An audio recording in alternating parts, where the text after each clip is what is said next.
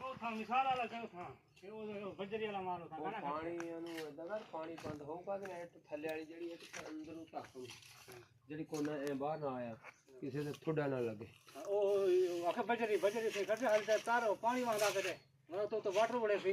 ये अंदरले पास ला दे थोड़े ए जा ला दे टेंशन क्यों करनी नहीं मैं कादी टेंशन करना पूरा लाल साग पानी पाला यार थोड़े बेचे दे पतला कर दो पतला कर और डब्बा करके खा दिया पे डब्बा मतना पे